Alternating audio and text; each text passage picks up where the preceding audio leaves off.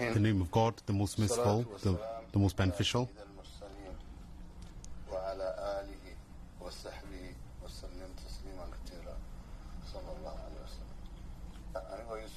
My name is Yusuf Abdullahi and Abdi Osman. We would like to welcome the viewers.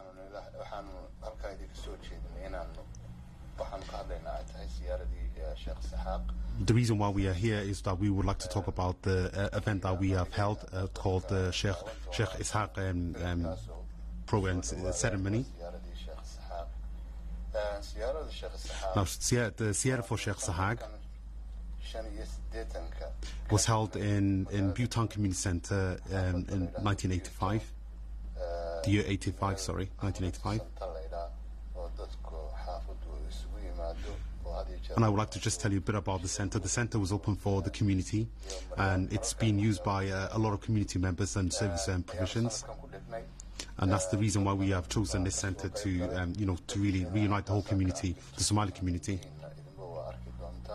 And you will see how successful, inshallah, you'll see how successful the event was, of the amount of people who turned up for the event. And it was really, a nice day that everyone really enjoyed themselves. And you will see all the smiles with everyone.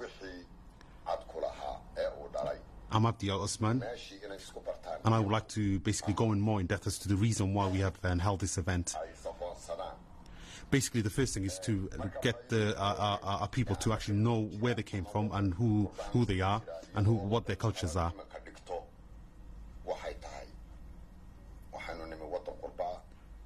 We've been in this country for many years. A lot of the families have been dispersed into different areas in Cardiff. And one of the major problems that we have within our communities is that we have youngsters that don't even know each other because they've been into different areas. So this is one of our main reasons why we've done this event, is to really reunite the Somali people, especially the people who are from Sheikh Ishaq. And to really teach the children that they are from one father and one mother, and that is Sheikh Ishaq. And we're all brothers and sisters, and knowing about our cultures, our history, our poetry. And this is one of the main reasons why we've done it is for our younger generation. And we also want to benefit the wider society as well, because we think that once one knows his own culture and his own roots, he can actually benefit other people and other cultures. Now, as you all probably know, there was a film in America that was made in America called Roots. And the reason why this gentleman who wanted, who programmed this film wanted to know he wanted to know where he came from, his roots, and not just being another American, but actually he wanted to know where his father came from, where his grandfather came from, and his great grandfathers, and his forefathers and foremothers. And this program has been running for about a year and a half. So why did he done this? This program is to really, again, to know, if you want to know of their own background, of their own culture, and their own history. And he found out anyway that the result was of the film, that he found out where his people lived, and it was a river in Africa called Madinga. And that's one of our, that is one of the reasons what inspired us as community members and as community leaders to, this is one of our concerns, that our youngsters were losing this touch of their culture and their histories and what their forefathers actually came from.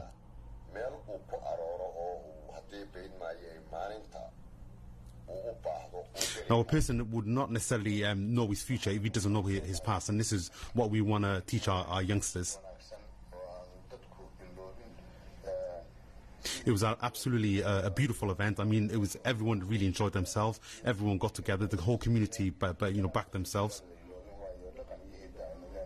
And we want to make sure that this is actually imprinted into our into our community, that how important it is to know your history and also what our forefathers have actually done. But this is not to say that, we're not a political organization or anything like that, or, it's not a political event. This is actually, everyone is actually welcome to it, whether you're from, from different tribe or from Sheikh Sahir's tribe. We want people to get to know each other.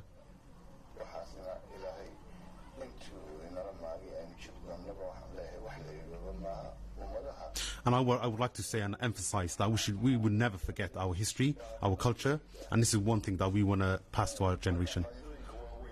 Now, what are the great benefits of this event? Now, we could even see in London now they're trying to organize this ziyarah as well. But the main benefit is, the first one is for people to get to know each other and actually come together into one place. And we would like the children to get to know each other, that they are from one root and one culture. And that is one of the main benefits that we would like to do, is people just to see each other, really, but also to have an intergenerational dialogue where the elders, the women, the children, everyone could actually come together under one roof and, discuss about what's been happening within their lives. So we could become a supportive community.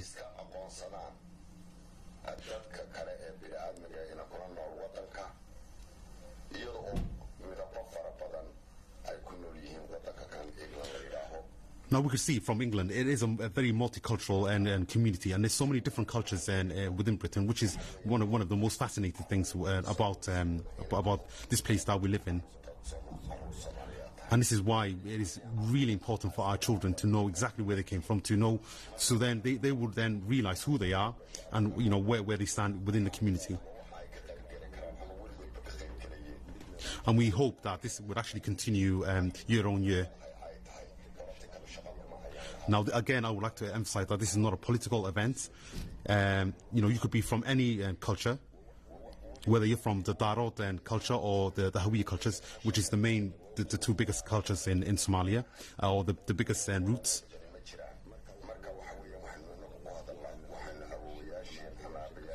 Now, if you look back to our forefathers and our foremothers of what they've done, they were a very poetic people that, nothing was written down in terms of history, but it was actually passed on, history and culture was passed on through poetry.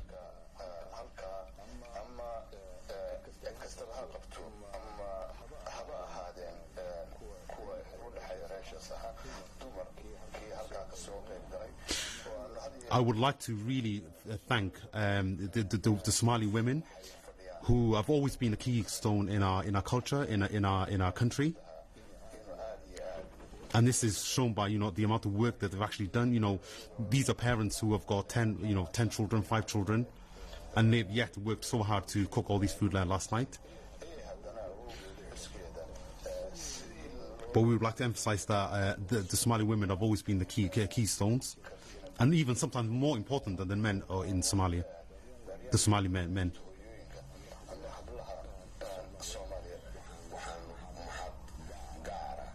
I would like to thank personally all the mothers, all the sisters, aunties who have worked so hard to make the food and organize the event.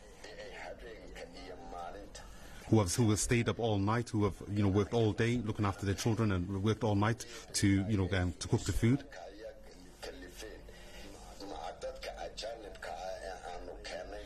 And even you could see from the event that you've got other cultural people. You've got people from Wales, Caucasian white. We've got other different cultures who actually came to the event.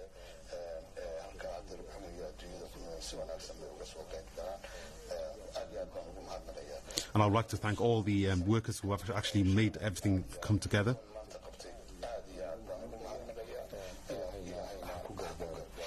And may Allah hopefully, may God make this successful in the near futures.